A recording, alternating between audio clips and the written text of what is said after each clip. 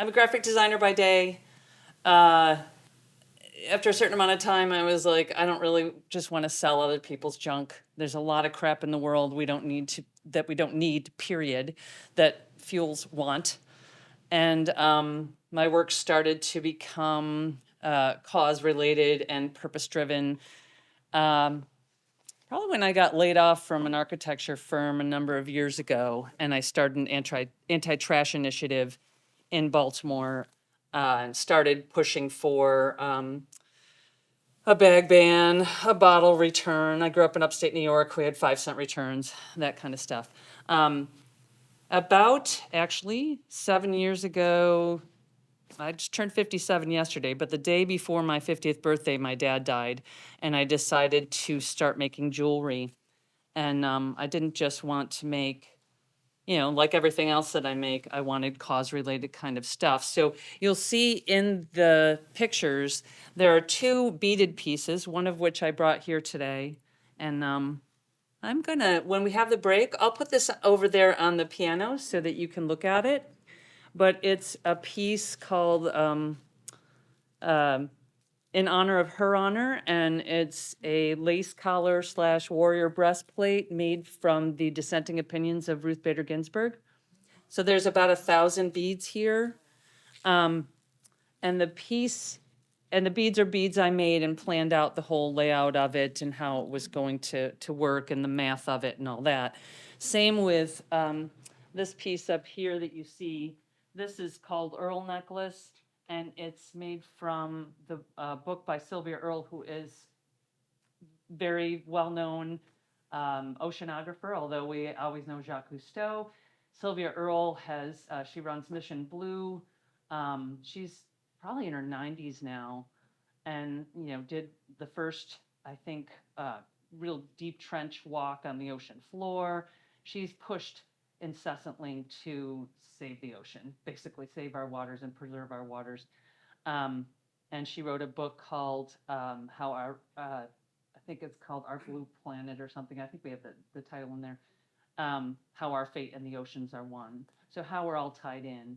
Um, I've still continued to make jewelry, although this last probably year, I was trying to finish up a children's book. I write and sing constantly silly little Dr. Seuss-esque kind of rhymes that I thought, you know what, I need to do something with this besides make my husband laugh. And so I wrote this book called Plastic Land, or it was a poem for a performance piece about the environment. And people kept saying, "Can I get a copy? Why don't you make a book out of this?" and all that. So I said, "Okay, I'll make a book out of it." So you can see one of the spreads that Sarah included about animals and our impact on the animals. So I'm just finishing up the first round of edits of that, and it's got lessons in the back to kind of help kids understand materials, understand what things are made out of, to start to look in their lives at how much is made out of plastic, and hopefully make a change in how much plastic we consume, or get kids to understand um, the permanence of it, really. Um, so I also brought a poem that I will share with you. My poems are not 18 lines or whatever. I mean, they're kind of a little bit long, but this one is about green spaces that I'm going to share with you. And I think I hid it under here somewhere. So, whoops, there it goes.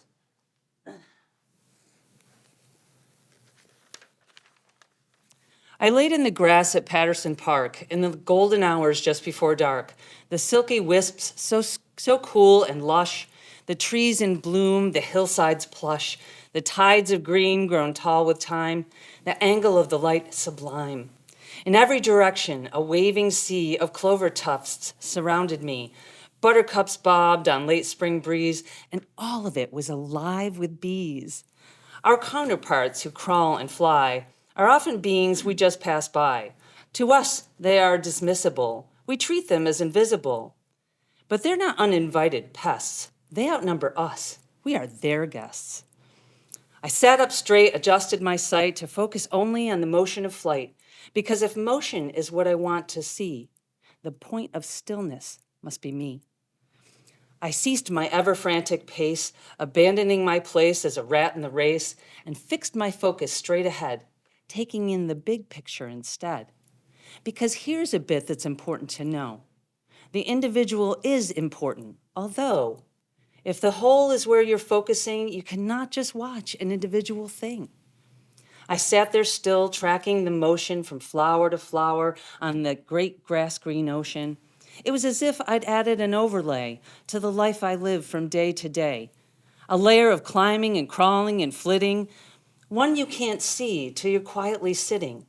A low airborne waltz of buzz to and fro. The bees were feasting where we don't mow.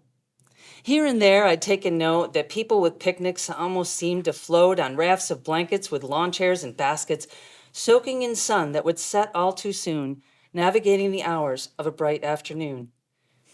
The rafters divided by a lattice of walks laced through the hillsides like a series of docks on which people passed by, moving both fast and slow, with headphones and children and strollers in tow. Bicycles, scooters, runners and walkers, dogs grown impatient who wait for their talkers. From my spot in the waves, like a fish watching land, I noticed the paths were far more in demand. Those on foot and on wheels almost always behaved as if glued to the parts of the park that were paved, as if vast grassy spaces were off-limit places, best left for kite flying or the running of bases.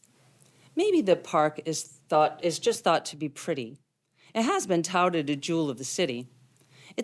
I've been in the park in the dusk and at dawn, and I find it much more than an exquisite lawn. So much going on in this big grassy sea. It's not just a scene for our periphery. So much more green than paved. Perhaps part can be saved to grow a bit wild, man and bug reconciled, where birds feast on seeds and bees are beguiled.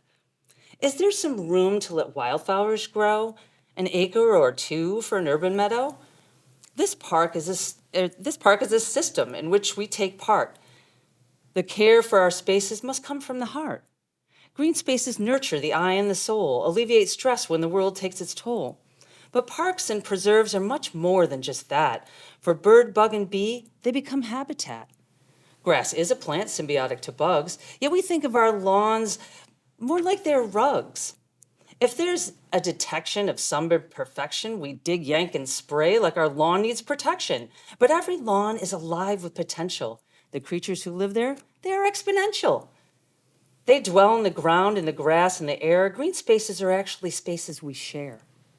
Green spaces are not merely parks or gardens. They're any green spot we invest our hearts in. The box on the sill, the space round a tree, outside someone's door, the containers we see can house plants that feed and plants that can shelter. Our trees provide shade from the hot summer swelter. Nature's not something we need to push back.